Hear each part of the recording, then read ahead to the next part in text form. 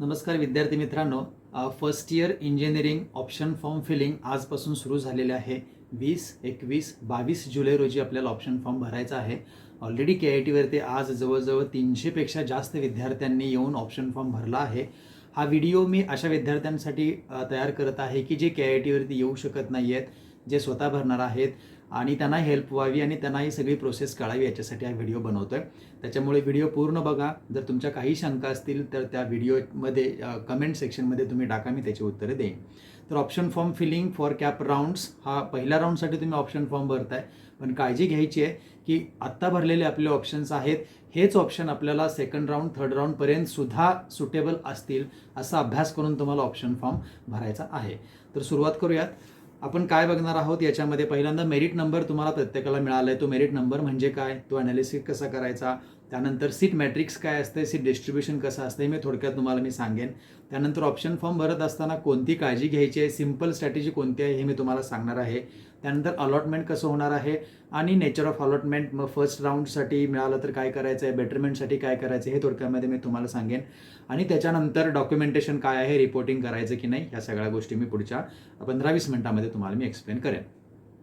आता मला वाटते प्रत्येकाला मेरिट नंबर आला असेल आणि असं काहीतरी तुमच्या जे आउटपुट आलेलं आहे त्याच्यामध्ये दिसत असेल बघा. State general merit, university general merit, TFWS merit number, EWS merit number, OBC merit number, SC ST अशा प्रत्येक कॅटेगरी वाईज तुम्हाला मेरिट नंबर आले असतील आणि ऑल इंडिया मेरिट नंबर. तर याच्यामधला सगळ्यात महत्त्वाचा आहे तो पहिला स्टेट जनरल मेरिट नंबर. तो स्टेट जनरल मेरिट नंबर तुम्हाला बघायचा आहे. कॅटेगरीचा TFWSचा किंवा OBC ST NT EWS ह्याचा मेरिट नंबर तुम्हाला बघायचे नाही आहेत, कारण जे कट ऑफ दिलेले असतात त्याच्यामध्ये मेरिट नंबर जे असतात ते स्टेट जनरल मेरिट असतात. ठीक आहे. दुसरं एक एक्झाम्पल मी घेतलं आहे ज्याच्यामध्ये बघा OBC कॅटेगरीचं आहे. जसं मी म्हटलं state general merit, university general merit, state category merit, परत युनिव्हर्सिटी कॅटेगरी मेरिट, TFWS आणि ऑल इंडिया. जर लेडीज असतील, विद्यार्थिनी असतील तर त्यांच्यासाठी state general ladies merit number आणि मग कॅटेगरी लेडीज मेरिट नंबर असे पण तुम्हाला एक्स्ट्रा बघायला मिळतील. आता ॲनालिसिस कसं करायचं, मी KITचं एक कट ऑफ जो आहे आमचा तो एक्झाम्पलसाठी इथे घेतला आहे, त्याच्यावरती मी एक्सप्लेन करून सांगतोय. तर इकडे बघा, आता कॉम्प्युटर सायन्स अँड इंजिनिअरिंग आमचा कोर्स आहे, त्याचा कट ऑफ लास्ट इयरला लागलेला आहे 93.74, की ज्याच्यामध्ये साधारण 11,584 असा तो विद्यार्थ्याचा तो मेरिट नंबर आहे. जर इथं आपण बघितलं तर त्या विद्यार्थ्याचं 10,215 मेरिट आहे, म्हणजे या विद्यार्थ्याला आमच्याकडे कॉम्प्युटर सायन्स मिळेल. असं तुम्हाला ॲनालिसिस करायचं आहे. OBC कॅटेगरीमध्ये असेल तरी त्याचं लास्ट बघा 14,684, या विद्यार्थ्याचं आहे 23,351, त्यामुळे या विद्यार्थ्याला कदाचित कॉम्प्युटर सायन्स इथे मिळणार नाही आहे. परंतु इथे बघा, या विद्यार्थ्यांनी स्टेट म्हणजे CETचा असतोय तो स्टेट जनरल मेरिट, आणि जर तुम्ही JEE दिली असेल तर तुम्हाला ऑल इंडिया मेरिट नंबर दुसरा दिसेल, तो वेगळा असेल आणि तो परत तुम्हाला ॲनालिसिससाठी घ्यावा लागेल, त्याचं मेरिट हे वेगळं लागतं. या विद्यार्थ्यांचा ऑल इंडिया मेरिट नंबर हा खूप मोठा आहे, 77,000, कारण यांनी JEE दिलेलं नाही आहे.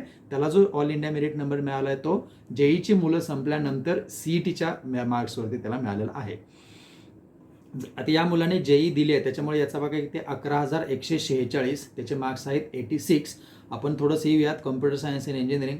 हे कट ऑफ वगैरे सगळं मी खाली डिस्क्रिप्शनमध्ये देतोय. मला वाटते तुम्ही व्हॉट्सअप ग्रुपवरती जे विद्यार्थी आहेत त्या सगळ्यांना ऑलरेडी आम्ही ते शेअर केलेलं आहे. जर इथं बघितलं तर 85.68 त्याचे मार्क्स आहेत, त्याचे 86 आहेत, परंतु याचा मेरिट नंबर 11,146 आणि इथे आहे त्याचं 7,662, म्हणजे जवळजवळ 4,000 हे मेरिट आणखीन वाढलंय. त्यामुळे कदाचित 85-86 पर्यंत याच्यावर मेरिट KITचं जाऊ शकतं. हा सगळा अंदाज आहे. मेरिटमध्ये 1% ते 2% एवढाच फरक पडेल, त्याच्यापेक्षा जास्त काही फरक पडेल असं दिसत नाही आहे. त्याच्यामुळे मिळत असू देत, मेरिटमध्ये न दिसू देत, तुम्हाला जे कॉलेजेस वाटतायत, तुम्हाला मार्क्स किती असू देत, तुम्ही ते ऑप्शन फॉर्म भरू शकता. 300पर्यंत ऑप्शन आपण देऊ शकतोय. पुढच्या स्लाईडमध्ये मी तुम्हाला एक्सप्लेन करणार आहे. तर हे थोडंसं असं ॲनालिसिस तुम्हाला करायचं आहे. आता या सगळ्या गोष्टी तुम्ही कुठे बघायच्या आहेत, कट ऑफ कुठे बघायचं आहे, कसं जायचं आहे वेबसाईटवरती, हे मी तुम्हाला सगळं ज्यावेळेस ऑप्शन फॉर्म कसा भरायचा आहे सांगणार आहे त्यावेळेस मी तुम्हाला एक्सप्लेन करेन. सीट डिस्ट्रीब्युशन, मला वाटतं याच्यावरती जास्त वेळ नाही घालवत मी. तुम्ही आमचा एक व्हिडिओ आहे केशवराव भोसले नाट्यगृहामध्ये झालेला, ज्याच्यावरती आम्ही पूर्ण ॲडमिशन प्रोसेस कशी आहे ते सांगितलं आहे. त्याची डिस्क्रिप्शनमध्ये मी लिंक देतोय. तरी थोडक्यामध्ये मी सांगतोय, एखादं ऑटोनॉमस इन्स्टिट्यूट आहे जसं KIT, त्याच्यामध्ये 60चा इंटेक आहे, त्यातले 48 हे कॅपमधून भरतात, 12 ही इन्स्टिट्यूट लेवलला असतात. परत 48 मधलं 39 हे CETच्या मेरिटवरती भरले जातात, त्याला स्टेट लेवल आपण म्हणतो. आणि JEE हे ऑल इंडिया म्हणजे ओपन टू ऑल असतात. CET परत 39 मधले 20 ओपनसाठी, 19 रिझर्वेशनसाठी. आणि JEEचे जे सगळे आहेत ते पूर्ण ओपन असतात, त्यात कॅटेगरी वगैरे काही रिझर्वेशन नसतात. परंतु जरी तुम्हाला JEE मधून एखादी सीट अलॉट झाली आणि तुम्ही कॅटेगरीमध्ये असाल तर कॅटेगरीचे बेनिफिट्स तुम्हाला मिळतात. प्लस TFWSच्या 3 सीट्स आणि EWSच्या 6 असा, आणि जम्मू आणि काश्मीरमधला एक असा साधारण 69चा हा इंटेक असतो. जर एखादी इन्स्टिट्यूट नॉन ऑटोनॉमस असेल किंवा ॲफिलिएट असेल किंवा प्रायव्हेट इन्स्टिट्यूट म्हणूया, इथंपर्यंत त्यांचं डिस्ट्रीब्युशन सेम आहे. फक्त पुढे 39 मधलं त्यांचं 27 होम युनिव्हर्सिटी आणि 12 अदर दॅन होम युनिव्हर्सिटी. त्यानंतर मग परत होम युनिव्हर्सिटीमध्ये 14 ओपन आणि 13 रिझर्वेशन, आणि परत 12 मधले 6 आणि 6 ओपन आणि रिझर्वेशन, हे असं डिस्ट्रीब्युशन होतं. गव्हर्नमेंट इन्स्टिट्यूट्स जे आहेत, most of the government institutes ह्या CET सेलवरतीच, CETच्या मार्क्सवरतीच तिथे अलॉटमेंट केली जाते. आणि काही ठराविक इन्स्टिट्यूट्सना आत्ता सध्या जसं COEP टेक्नॉलॉजिकल युनिव्हर्सिटी आहे, तिथे 25% JEEमधून कोटा दिलेला आहे. तिथे इन्स्टिट्यूट लेवल वगैरे कोटा काही नसते. तरी असं थोडंसं सीट डिस्ट्रीब्युशन असतंय. फक्त तुम्हाला 60 त्याच्या डबल, जर 120 इंटेक असेल तर सगळीकडे तुम्हाला डबल करावं लागेल. सीट मॅट्रिक्स एक प्रकार आहे, तो मी तुम्हाला दाखवणार पण आहे, आणि ते कुठं बघायचं हे तुम्हाला दाखवणार आहे. म्हणजे तुमच्या कॅटेगरीसाठी त्या कॉलेजमध्ये त्या ब्रँचला किती सीट्स आहेत हे तुम्हाला क्लिअरली त्याच्यावरून समजून जाईल. सीट मॅट्रिक्स म्हणजे काय, तर मग त्या 60 सीट्सपैकी 48 सीट्सपैकी OBCला किती आहेत, SCला किती आहेत, NTला किती आहेत, ओपनसाठी किती आहेत, त्याचबरोबर जनरल किती, लेडीज किती, PWD किती, आणि ह्या सगळ्या गोष्टी CET सेलच्या वेबसाईटवरती ऑलरेडी डिस्प्ले केलेल्या असतात. त्यामुळे तुम्ही त्या बघू शकताय. मी एक्झाम्पल म्हणून सांगतोय. फॉर एक्झाम्पल KITच्या आता बघूया, कोल्हापूर इन्स्टिट्यूट ऑफ टेक्नॉलॉजी हा आमचा choice code. Unaided autonomous institute, कॅपसाठी 48 सीट्स आहेत. कोर्स नेम इलेक्ट्रिकल इंजिनिअरिंग आणि चॉईस कोड, त्याचा चॉईस कोड दिलेला आहे. Sanction intake 60. Maharashtra seats, MS seats, Maharashtra state seats 39 आहेत. ऑल इंडिया 9 आणि इन्स्टिट्यूट लेवल 12, असं हे 60चं कॅल्क्युलेशन. हे कॅपच्या ज्या सीट्स आहेत त्या 39 आणि 9, या आता 48 सीटचं डिस्ट्रीब्युशन कसं होतंय ते बघूयात. इथे बघा, पहिला आहे category open, SC ST VJ DT NT, या सगळ्या जे काही कॅटेगरी आहेत त्या सगळ्या.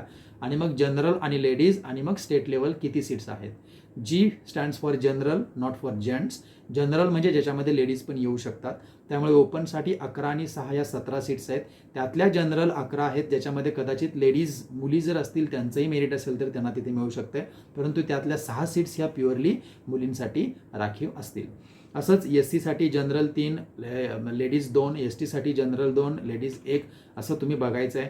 बऱ्याच वेळेला असं होतं की इथे बघा, आता NTB मध्ये लेडीजसाठीच एक राखीव आहे. NTBचा जर मुलगा असेल तर कदाचित आमच्या इथे इलेक्ट्रिकलला त्याला मिळणार नाही आहे, कारण इथे परत VJ DT इथे बघितलं तर एक लेडीजसाठी 0 आहे, पण जनरलसाठी 1 आहे.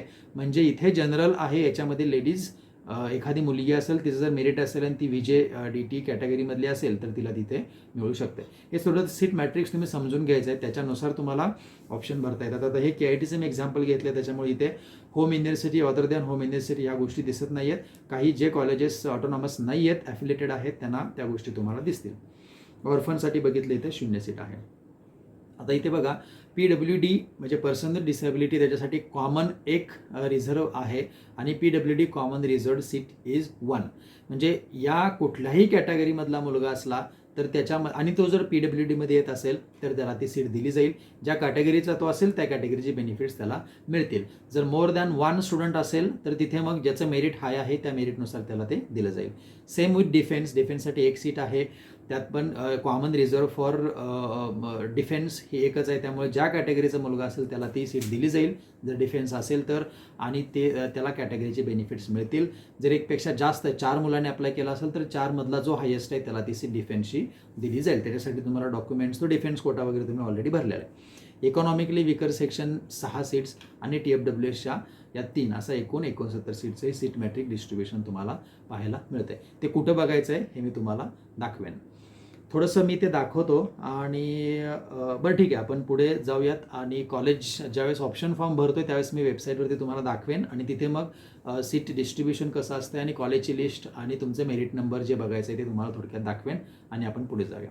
आता तुमचा जो महत्त्वाचा पार्ट आहे की सर, लिस्ट ऑफ कॉलेजेस कशावरती बेस केले पाहिजेत, ऑप्शन्स कुठले भरले पाहिजेत, ब्रांचेस कशा चूज करायच्या. तर एक थोडक्यात एक गाईडलाईन म्हणून मी तुम्हाला सांगतोय की कॉलेजेस बघताना तुम्ही काय काय पाहायला पाहिजे, तर पहिली गोष्ट कॉलेजचं स्टेटस ऑटोनॉमस आहे की नॉन ऑटोनॉमस आहे.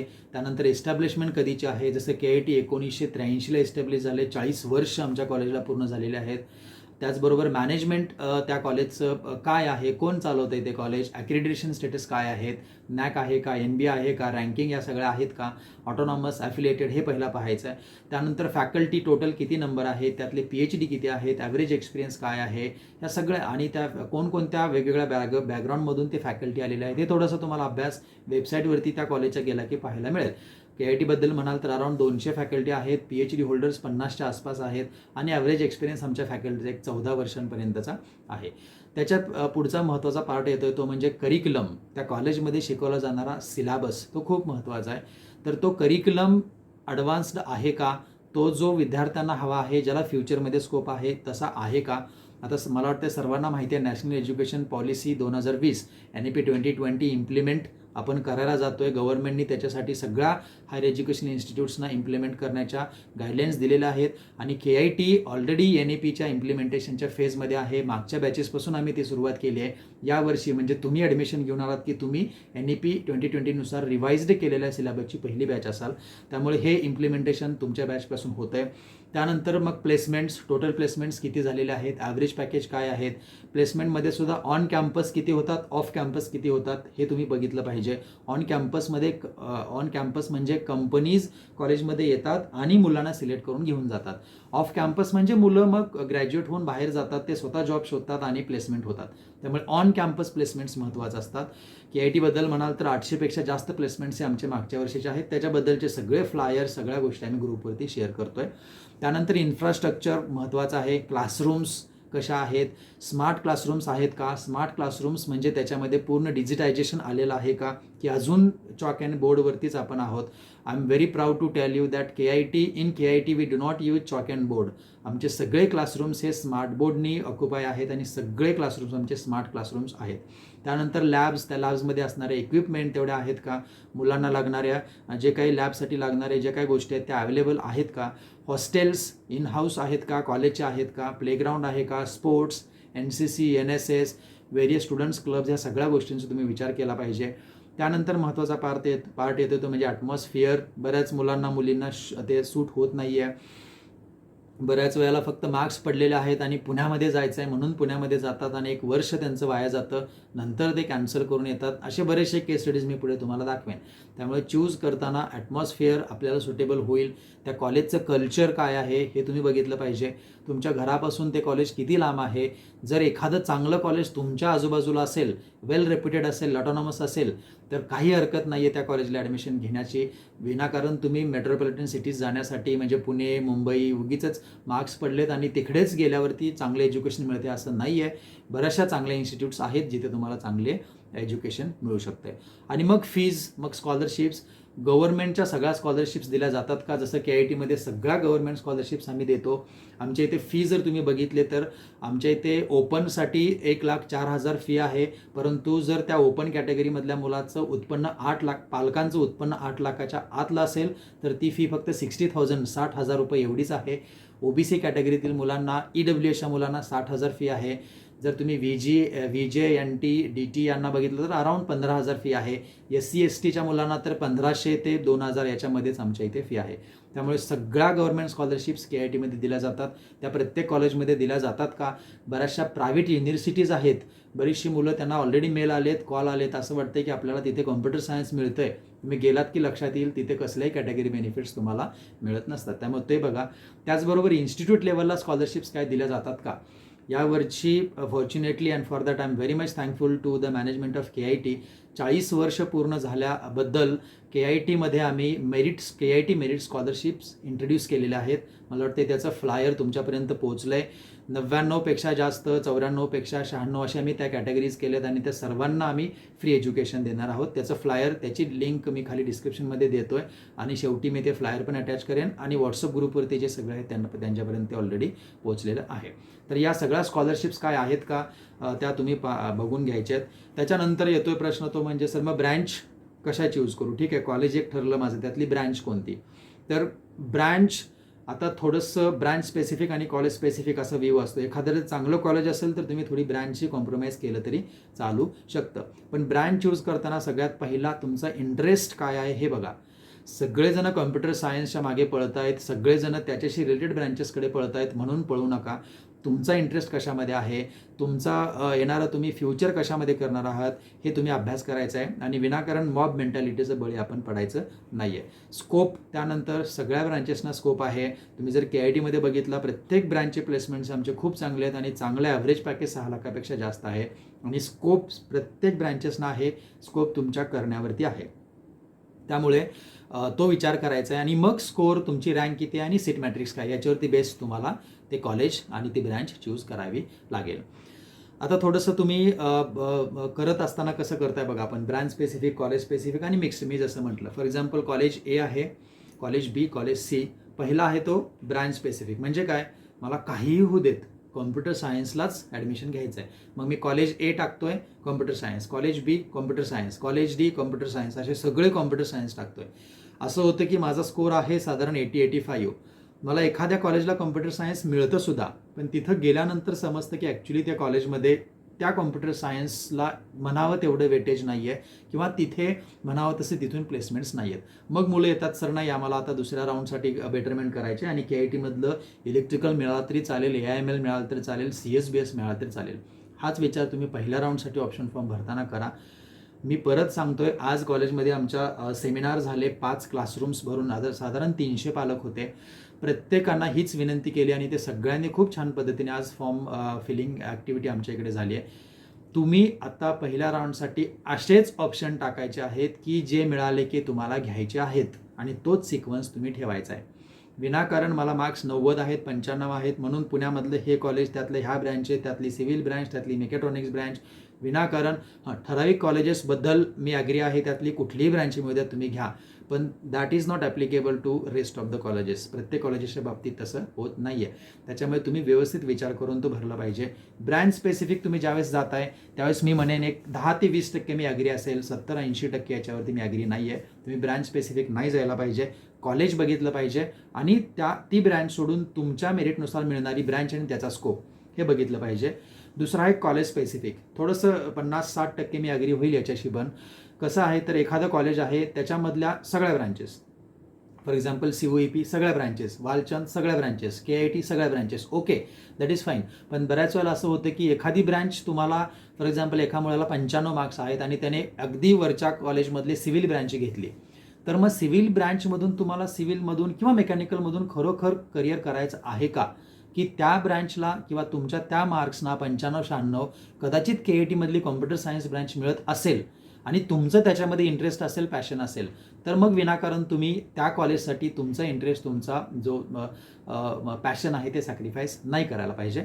पण तरीही दिस इज वन गुड आयडिया की एक ब्रँच, एक कॉलेज आणि त्याच्यामधल्या most of the branches, for example KIT computer science and engineering, AIML, data science, CSBS, electronics and telecommunication, electrical, इथंपर्यंत सर्किट ब्रांचेस तुम्ही टाकलेत. त्यानंतर दुसरं कॉलेज त्याच्यामधल्या सर्किट ब्रांचेस, तिसरं कॉलेज त्याच्यामधल्या सर्किट ब्रांचेस, असंही करू शकताय. किंवा KITमधलं मेकॅनिकल, KITमधलं सिव्हिल, KITमधलं एन्व्हायरमेंटल, बायोटेक्नॉलॉजी, अशा सिक्वन्सने तुम्ही जाऊ शकताय आणि ऑप्शन्स टाकू शकताय.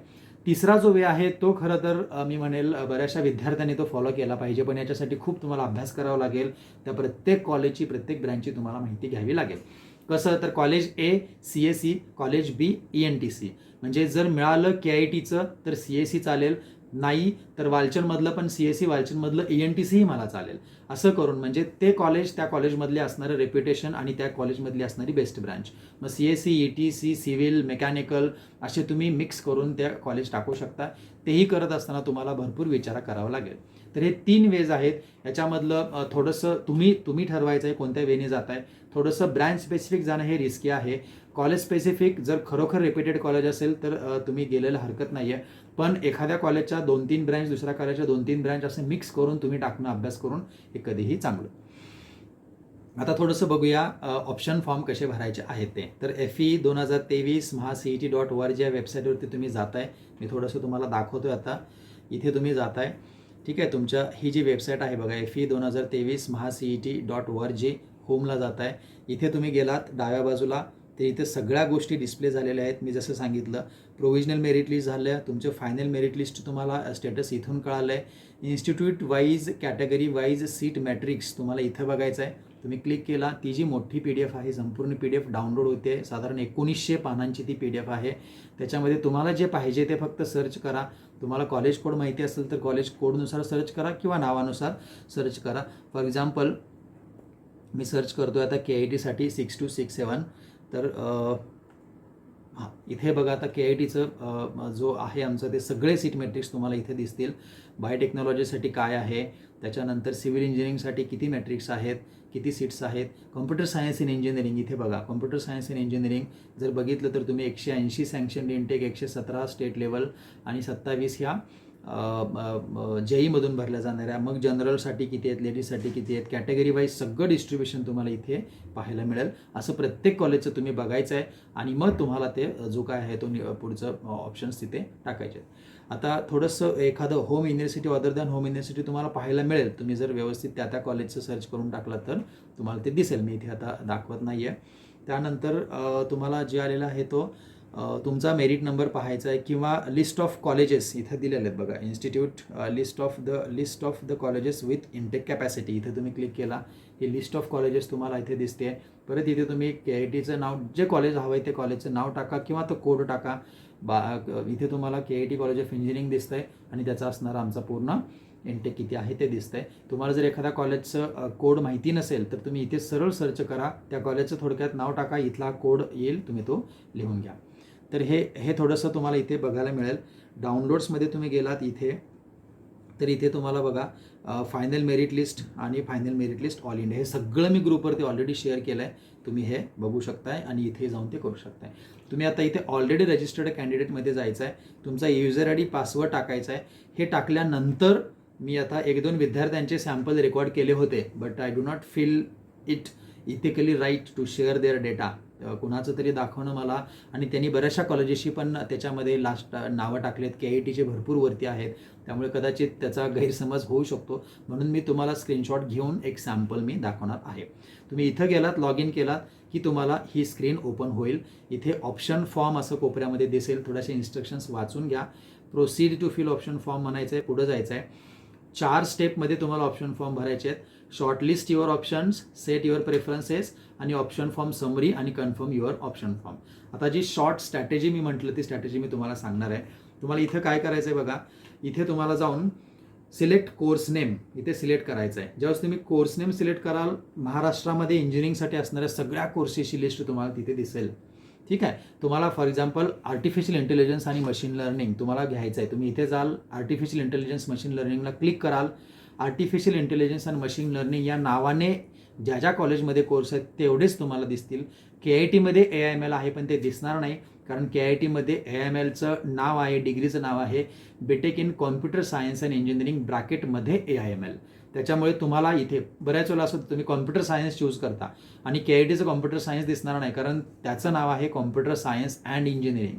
कुठे कुठे कॉम्प्युटर इंजिनिअरिंग आहे, कुठे कुठे इलेक्ट्रॉनिक्स अँड इंजिनिअरिंग आहे, कुठे कॉम्प्युटर अँड इलेक्ट्रॉनिक्स आहे. त्यामुळे तुम्हाला तो कॉलेज, त्या कॉलेजमध्ये असणारा कोर्स हा तुम्हाला माहिती पाहिजे, त्यानुसार तुम्ही इथे सिलेक्ट करू शकता. त्यानंतर मग युनिव्हर्सिटी, त्यानंतर डिस्ट्रिक्ट, तुम्ही जर लिमिटेड असाल तर ते टाकू शकताय. त्यानंतर institute status, government, aided, non aided, minority, आणि मग परत autonomous, yes, no, autonomous, non autonomous, minority status आणि TFWS, येस ऑर नो. फक्त इथे तुम्ही जर एखादी ब्रँच टाकली आणि डिस्ट्रिक्ट टाकलं, फॉर एक्झाम्पल तुम्हाला कोल्हापूर मधलंच फक्त पाहायचं आहे, तर ब्रँच टाका, डिस्ट्रिक्ट करा, TFWS असेल तर येस करा, सर्च म्हणा, तुम्हाला सगळे दिसतील. त्याच्यामध्ये तुम्ही कंट्रोल फाइंड करून त्या कॉलेजचं नाव, त्या कॉलेजची ब्रँच करू शकता. हा झाला एक वे. दुसरा वे आहे तो ऑप्शन फॉर्म समरीच्या वेळेस येतो, तो मी सांगतो. तो जरासा सिम्पल आणि इझी आहे आणि तो फास्ट आहे. ठीक आहे. तुम्ही हे टाकलात, प्रत्येक ब्रँच टाकली, तुम्हाला लिस्ट ऑफ सर्च इन्स्टिट्यूट म्हणला की खाली कॉलेजेस दिसतील, सगळ्या ब्रँचेस दिसतील. त्या तुम्हाला फक्त अशा शॉर्टलिस्ट करून घ्यायच्यात. ही तुम्हाला लिस्ट दिसते. ज्यावेळेस तुम्ही इथे टाकता एखादं कॉम्प्युटर सायन्स इन इंजिनिअरिंग आणि डायरेक्ट सर्च करता, तुम्हाला एवढे सगळे ऑप्शन दिसतील. कंट्रोल फाइंड करायचा आहे आणि मग तो आपल्याला नाव तरी माहिती असते, Pune institute of technology, KIT college, DY Patil Akurdi, Vishwakarma, अशा नावं असतात. ते सर्च करायचे आहेत, बघायचं आहे तिथे त्या कॉलेजचं नाव आहे का, त्या कॉलेजचा कोड आहे का आणि त्या कॉलेजचा चॉईस कोड कोणता आहे आणि तुम्ही इथे फक्त ते घ्यायचे का नाही घ्यायचे हे सिलेक्ट करायचं आहे. अजून तुम्ही प्रेफरन्स देत नाहीये तर त्या कॉलेजमधले कुठले कुठले ब्रांचेससाठी तुम्ही ऑप्ट करता हे बघायचं आहे. ॲड सिलेक्टेड ऑप्शन इथं म्हणायचं आहे तुम्हाला खाली, किंवा डिलीट सिलेक्टेड ऑप्शन, आणि मग सेव्ह प्रोसीड पुढे जायचं आहे. पुढे गेलात की थोडीशी तुमची अशी लिस्ट तयार होईल. हे प्रेफरन्सेस नाही आहेत, तुम्ही जे शॉर्टलिस्ट केलेत, शॉर्टलिस्ट आता तुम्हाला प्रेफरन्स सेट करायचे आहेत. थोडंसं इथे बघा सिरियल नंबर दिसतोय हा 1 2 3 4, आणि इकडे प्रेफरन्स नंबर दिसतात 1 9 8 3 अशा प्रकारे. त्यामुळे बऱ्याच ठिकाणी असे माल प्रॅक्टिसेस केल्या जाऊ शकतात. सिरियल नंबर बरोबर आहे, ठीक आहे, इकडे काही टाकलं जाईल आणि तुम्हाला जे पाहिजे ते ऑप्शन्स टाकले जाणार नाहीत, त्यांना जे हवेत ते ऑप्शन्स टाकले जातील. मग इथे काय करायचं, फॉर एक्झाम्पल आता हे 4 कॉलेजेस आहेत, त्याने विद्यार्थ्यांनी ह्या काय केले बघा. 1 नंबरचं जे कॉलेज आहे कॉलेज ऑफ इंजिनिअरिंग पुणे, त्याच्यामधलं कॉम्प्युटर इंजिनिअरिंग, त्यानं तिथे क्लिक केला की त्याला 1 नंबर पडेल. त्यानं दुसरीकडे कुठेतरी क्लिक केलाय त्यामुळे 2 नंबर इथे दिसत नाहीये. 4 नंबरच्या ऑप्शनला त्यानं क्लिक केल्यावरती तिथे 3 नंबर पडलेला आहे, म्हणजे 3ऱ्या नंबरला. तसं 9व्या नंबरला क्लिक केल्यामुळे इथे 9 नंबर येतोय, आणि इथे 8व्या नंबरला 8. ते इथे तुम्हाला क्लिक केलं की तिथे प्रेफरन्सेस दिसून येतील. हे तुम्हाला बघायचे, तुम्ही रिसेट करू शकता, परत एकदा ते वर खाली करू शकतात. जर तुम्हाला वाटलं की हे बरोबर आहेत, 7 प्रोसीड म्हणा. आता इथे तुम्हाला प्रेफरन्स नंबर दिसेल. हा प्रेफरन्स नंबर काय आहे, बरोबर आहेत का परत बघा. Preference number, institute code, institute name, university सगळं तुम्हाला दिसेल. हे एकदा कन्फर्म करा. जी शॉर्टेस्ट वे मी म्हटलं तुम्हाला तो इथे आहे, तो असा की तुम्ही या स्टेपला फक्त एकच कोणते तरी ब्रँच आणि एकच एक कॉलेज घ्यायचं, सर्च इन्स्टिट्यूट करायचं, पुढे जायचं, त्याच कॉलेजला शॉर्टलिस्ट करायचं, त्यालाच 1 नंबरचं प्रेफरन्स द्यायचा आणि इथं यायचं. ज्यावेळेस तुम्ही या पेजवरती येताय, समरीमध्ये तुम्हाला इथून direct insert choice code directly हा ऑप्शन मिळतोय. जर तुमच्याकडे चॉईस कोड तयार असतील तर इथे इन्सर्टला क्लिक करा, डायरेक्टली म्हणा, तिथे तुम्ही चॉईस कोड टाका, तो चॉईस कोड दिसेल, ते कॉलेज दिसेल, ती ब्रँच दिसेल. ॲड म्हणा, तुमच्या लिस्टमध्ये 4 नंबरला ते खाली पडेल. असे जात तुम्ही प्रत्येक डायरेक्ट टाकू शकताय. तुमचे जरी इथे परत 15 ऑप्शन्स तयार झाले या साईडमध्ये, तरी सुद्धा तुम्हाला असं वाटतं की नाही माझा 10 नंबरचा आहे, तुम्हाला 1 नंबरला घ्यायचा आहे, तर इथे बघा चेंज प्रेफरन्सेस हा ऑप्शन दिसतोय. त्याच्यावरती क्लिक केला की मूव्ह चॉईस कोड्स, मग तुम्हाला 10 नंबरचा आहे त्याला क्लिक करा, तो कुठं पाहिजे 1 नंबरला नेला की तो 1 नंबरला येऊन पडेल. असं तुम्ही बघू शकताय. असं एकदा जोपर्यंत तुम्हाला जसं पाहिजे प्रेफरन्स नंबर येत नाही आहेत तोपर्यंत कन्फर्म करू नका. एकदा ऑप्शन फॉर्म तुम्ही कन्फर्म केला की तो एडिट करता येत नाही आहे. तर या पद्धतीने तुम्ही भरा, सर्च करा. 1-2 विद्यार्थी आले, सर आम्हाला COP पुणे दिसलंच नाही त्यामुळे आम्ही घातलंच नाही. ठीक आहे, त्या मुलांचे मार्क्स कमी होते सोडा, पण असं होत नाही. तुम्ही व्यवस्थित सर्च केलं पाहिजे. सर्च कंट्रोल फाइंड करा आणि तुम्हाला ते मिळेल.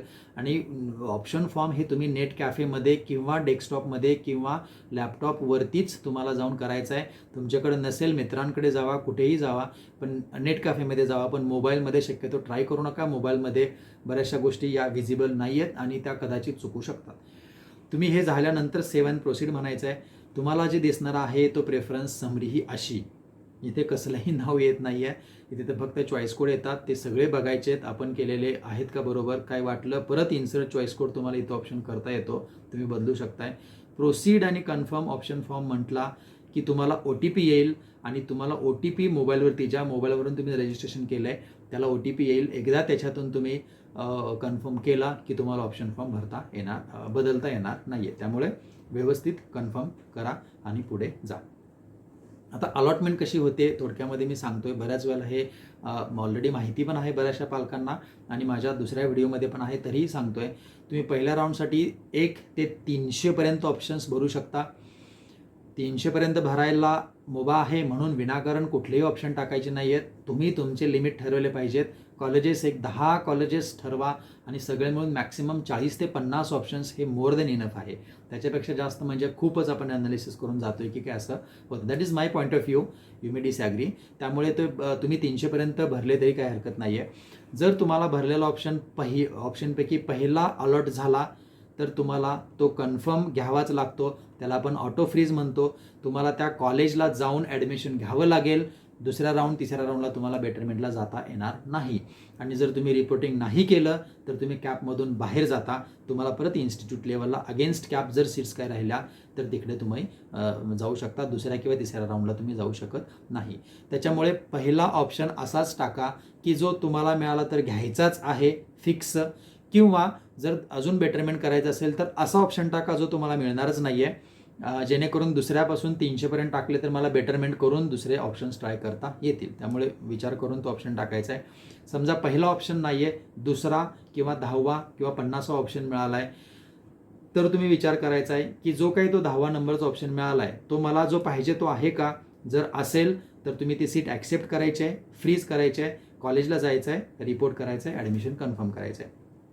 जर तो ऑप्शन तुम्हाला प्रेफर्ड म्हणजे अजून नाही वाटत आहे की तो आपल्या आवडीचा ऑप्शन आहे, याच्यापेक्षा अजून बेटर तुम्हाला ट्राय करायचा आहे, तर काय हरकत नाही आहे. त्या केसमध्ये सुद्धा तुम्हाला सीट ॲक्सेप्ट करावी लागेल. 1,000 रुपये DTला भरावे लागतात, ते ऑनलाईनच भरावे लागतात आणि मग तुम्हाला नॉट फ्रीज करून राऊंड 2साठी जाता येते. एक लक्षात घ्या, पहिल्या राऊंडला तुम्हाला कसलीही अलॉटमेंट होऊ देत, तुम्हाला सीट ॲक्सेप्ट करायची आहे. ती सीट ॲक्सेप्ट तुम्ही घरातूनच करू शकता, ती मोबाईलवरून करता येते किंवा नेट कॅफेमध्ये जाऊन करू शकता. त्याच्यासाठी त्या कॉलेजला जायची गरज नाही आहे. जर तुम्ही बेटरमेंटला जाणार असाल तर लक्षात घ्या, परत एकदा सांगतोय, जर तुम्ही बेटरमेंटसाठी जाणार असाल पण तुम्हाला 10 नंबरचा ऑप्शन मिळाला आहे तरीही तुम्हाला 1,000 रुपये भरायचे आहेत, सीट ॲक्सेप्ट करायची आहे, म्हणजेच ती रिझर्व करायची आहे. ते तुम्ही घरून करू शकता, ते 1,000 रुपये ऑनलाईन पे करू शकता. त्याच्यासाठी त्या कॉलेजवर जायची तुम्हाला गरज नाही आहे. त्याच्यामध्ये त्या केसमध्ये तुम्ही 1,000 रुपये भरले की खाली 2 ऑप्शन येतात, फ्रीज, नॉट फ्रीज, ब्रॅकेटमध्ये बेटरमेंट. फ्रीज तुम्ही क्लिक केला, 1,000 भरले, फ्रीज केला म्हणजे त्या कॉलेजला जाऊन तुम्ही ॲडमिशन घ्यायचं आहे. नॉट फ्रीज केला, बाय डिफॉल्ट तुम्ही बेटरमेंटला जाताय, कसलाही मेसेज तुम्हाला तिथे येत नाही आहे, तुम्ही बाय डिफॉल्ट दुसऱ्या राऊंडसाठी इलिजिबल होता. असं समजूया एखाद्या विद्यार्थ्याला एक सीट अलॉट झाली आहे आणि त्यानं विसरला 1,000 रुपये भरून ॲक्सेप्ट करण्याचं. दुर्दैवाने त्याची ती जी जर एखादी अलॉटमेंट झाली असेल तर ती निघून जाईल, परंतु तो विद्यार्थी दुसऱ्या राऊंडला परत ऑप्शन फॉर्म भरून अलॉटमेंट करून घेऊ शकतो, दुसऱ्या राऊंडला ऑप्शन फॉर्म भरू शकतो. जर काही शंका असतील तर तुम्ही मला कमेंटमध्ये टाका, मी त्याची उत्तरं देईन. ठीक आहे, आता दुसऱ्या राऊंडला तुम्ही गेलात, परत ऑप्शन फॉर्म भरायची प्रोसेस सेम आहे. 300पर्यंत ऑप्शन तुम्ही दुसऱ्या राऊंडसाठी सुद्धा भरू शकता. पहिला ऑप्शन असेल तो जर मिळालाच, एक काळजी घ्यायची आहे.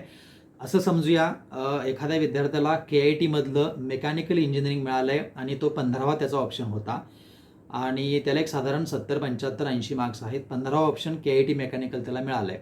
त्यानं सीट ॲक्सेप्ट केली, 1,000 रुपये भरलेत आणि आता तो बेटरमेंटसाठी जातोय. दुसऱ्या राऊंडला तो ऑप्शन फॉर्म भरायला इथे आला आहे.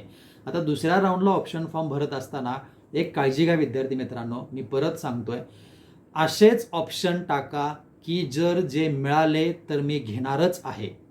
ट्राय करायचं म्हणून टाकू नका. मागच्या वर्षी झालेले बरेचसे एक्झाम्पल्स आहेत.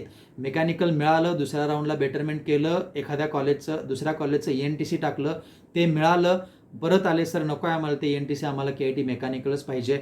तर ते मेकॅनिकल ज्यावेळेस तुम्हाला दुसऱ्या राऊंडला तुम्हाला पहिल्या राऊंडला मिळालेल्या ऑप्शनच्या वरती तुम्ही सगळे ऑप्शन टाकताय, बरोबर आहे. 15 नंबरला तुम्हाला मेकॅनिकल होतं, ऑलरेडी 14 ऑप्शन आहेत, ते तुम्ही परत बदलू शकता, दुसऱ्या राऊंडला खालीवर करू शकता, आणखीन ॲड करू शकता.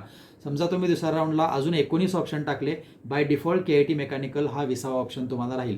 पण दुसऱ्या राऊंडला जर अलॉटमेंटमध्ये 10व्या नंबरचं एखादं मिळालं ENTC XYZ कॉलेजचं, तर KITचं मिळालेलं मेकॅनिकल हे बाय डिफॉल्ट निघून जातं, ते ENTC तुम्हाला अलॉट होतं. बऱ्याच पालकांचा हा गैरसमज आहे की KIT मेकॅनिकल मला मिळालं आहे सर पहिल्या राऊंडला, दुसऱ्या राऊंडला मी बेटरमेंट केलं आणि आता मला दुसऱ्या कॉलेजचं इलेक्ट्रिकल मिळालं आहे, ENTC मिळालं आहे, आता दोन्हीपैकी मी चूज करू शकतो. नाही, जर दुसऱ्या कॉलेजचं तुम्हाला ते ब्रँच अलॉट झाली तर पहिल्या कॉलेजची ही निघून जाते आणि ती दुसऱ्या कॉलेजची अलॉटमेंट तुम्हाला राहते. त्यामुळे असेच ऑप्शन टाका की जे तुम्हाला खरोखर, बेटरचा अर्थच तो आहे, हे जे मिळाले ह्याच्यापेक्षा चांगलं कोणतं तरी. त्यामुळे असेच ऑप्शन टाका जे खरोखर मिळालेल्या ऑप्शनपेक्षा, मिळालेल्या कॉलेजपेक्षा, मिळालेल्या ब्रँचपेक्षा खरोखर चांगले आहेत आणि जर त्यातलं एखादं मिळालं तर मी जाऊन ॲडमिशन घेणारच, असं असेल तरच टाका. पहिला ऑप्शन सेम, परत ते रूल ऑटो फ्रीज होणार दुसऱ्या राऊंडमध्ये, पण जर पहिला असेल तर तुम्हाला जाऊन घ्यायचंच आहे, नाहीतर आउट ऑफ कॅप होत आहे, eligible for institute level seats. परत तुम्ही दुसरापासून पुढचे ऑप्शन्स असतील, त्यातला आवडीचा असेल तुम्ही ते घेऊ शकताय, नसेल तर परत ती सीट ॲक्सेप्ट करून मेकॅनिकलपासून ENTC परत ती ॲक्सेप्ट करून परत तुम्ही तिसऱ्या राऊंडसाठी जाऊ शकताय. जर याच्यामध्ये दुसऱ्या बेटरमेंट झालीच नाही, असं समजा तुम्ही 20 ऑप्शन टाकले, 19 वरती जे होते त्यातलं मिळालंच नाही, तुमचं by default retain, your seat is retained mechanical, KIT mechanical असं तुम्हाला दिसेल, ती काही सीट तुमची जाणार नाही आहे. परत 1,000 रुपये जर तुम्ही पहिल्या याला भरले नसतील तर दुसऱ्या याला, पहिल्या याला 1,000 भरून तुम्ही सीट ॲक्सेप्ट केली, त्यामुळे दुसऱ्या याला तुम्हाला फक्त फ्रीज ऑर नॉट फ्रीज दिसेल. फ्रीज म्हणजे ॲडमिशन घेणे, नॉट फ्रीज म्हणजे तिसऱ्या राऊंडसाठी जाणे, हे तुम्हाला भरावं लागेल. परत ऑप्शन फॉर्म फॉर राऊंड 3 तुम्ही भरताय, परत तीच प्रोसेस, 300 ऑप्शन. परंतु तिसऱ्या राऊंडसाठी जे काही तुमचे ऑप्शन्स आहेत ते फायनल असतात. तिसऱ्या राऊंडला जो ऑप्शन मिळतोय तो तुमचा फायनल राहतो. जर कोणता मिळाला नाही तर पहिला किंवा दुसऱ्या राऊंडमध्ये जो मिळाला आहे जो आहे असा रिटर्न होतो. काही विद्यार्थ्यांना पहिल्या राऊंडला अलॉटमेंट होत नाही आहे, ते दुसऱ्या राऊंडला जाऊ शकतात. दुसऱ्या राऊंडला होत नाही ते तिसऱ्या राऊंडला जाऊ शकतात. काही मुलं विसरतात, परंतु तू जाऊ शकतात. पण दुसऱ्या राऊंडपर्यंत कुठलीच अलॉटमेंट होत नाही आहे म्हणजे आपलं कुठंतरी चुकतंय, आपण कुठंतरी ओव्हर ॲम्बिशियस होतोय हे लक्षात घ्यायचं आहे. पहिल्याच राऊंडला ते ॲक्च्युली बघायचं आहे. तुम्हाला काहीतरी अलॉट व्हायलाच पाहिजे पहिल्या राऊंडला, कारण बऱ्याचशा मोठ्या मोठ्या इन्स्टिट्यूट, चांगल्या इन्स्टिट्यूट्समधल्या जसं KIT आहे 85 ते 90% अलॉटमेंट हे पहिल्या राऊंडलाच होते आणि मुलं फक्त बेटरमेंट करत असतात. बेटरमेंट म्हणजे त्यांना ते रिझर्व राहते सीट आणि बऱ्याच वेळेला असं होतं की ती परत मुलं ॲडमिशन घेतात, त्यांना दुसरे मिळत नाही आहेत. त्यामुळे 90% अलॉटमेंट हे पहिल्या राऊंडलाच होतात. त्यामुळे ऑप्शन तुम्ही व्यवस्थित भरावेत.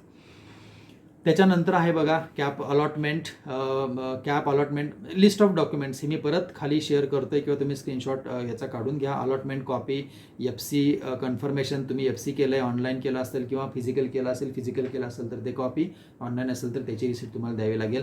सीट ॲक्सेप्टन्स तुम्ही जे 1,000 भरता हे सगळेच तुम्ही झेरॉक्स घेऊन या. मग CETचं score card, JEE score card, 10वी 12वी, लिव्हिंग सर्टिफिकेट, डोमेसाईल, नॅशनॅलिटी हे सगळं. आता कॅटेगरीच्या मुलांच्या बाबतीत असं आहे की त्यांनी टोकन दिलं आहे आणि आता ओरिजिनल मिळालं आहे, तुम्ही ते अपलोड करू शकता.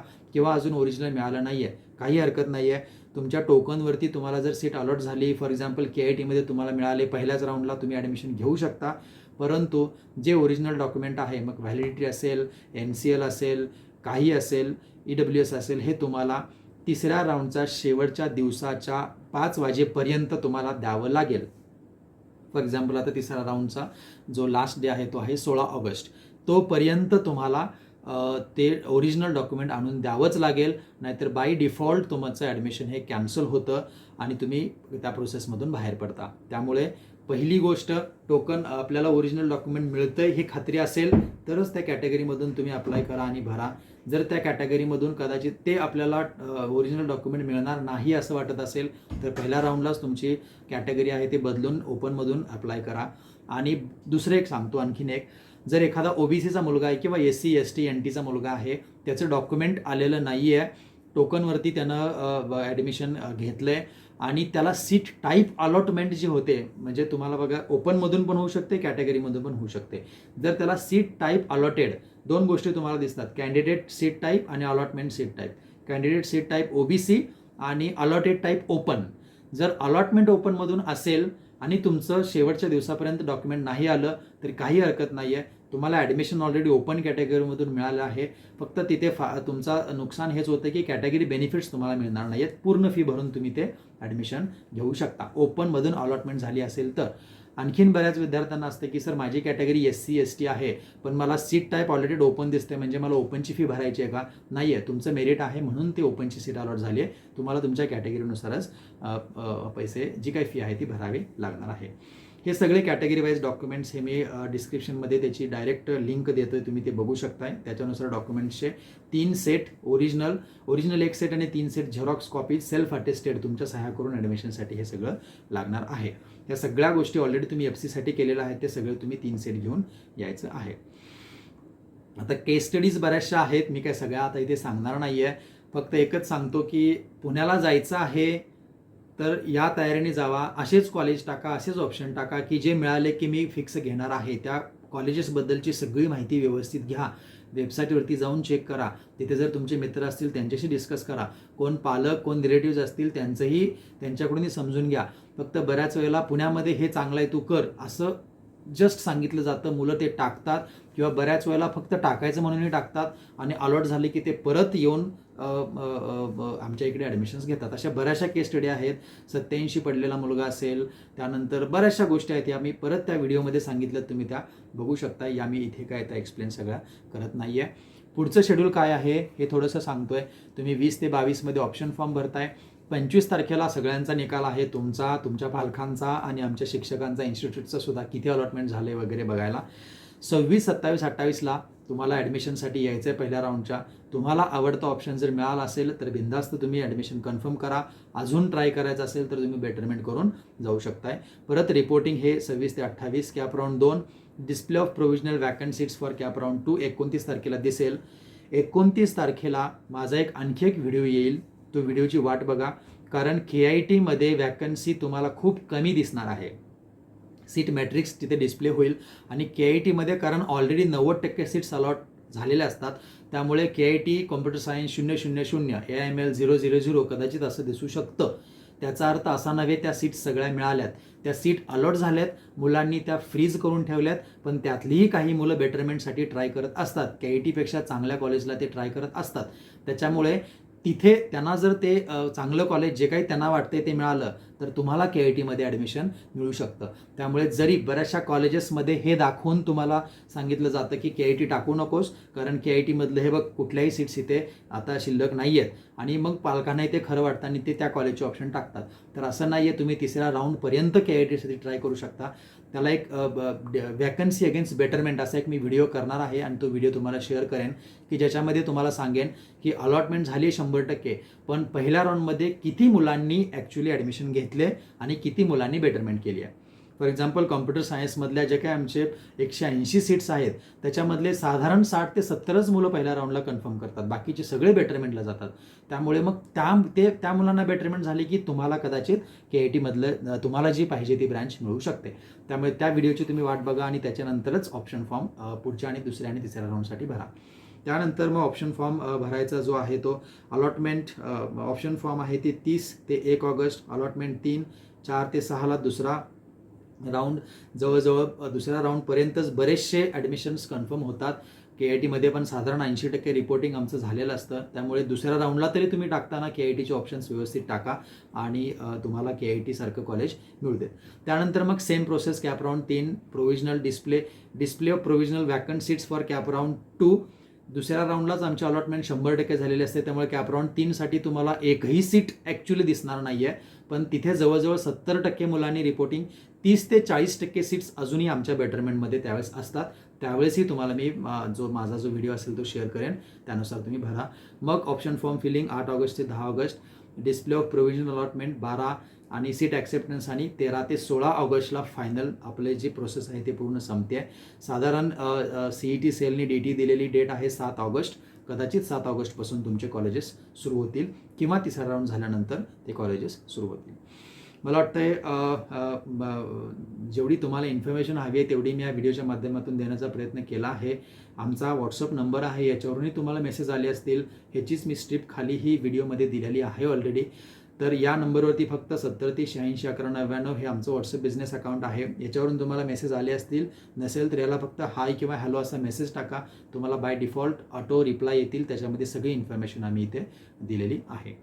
So thank you very much and all the very best to get the college that you wish and the branch that you wish, that you deserve. Thank you very much and all the best.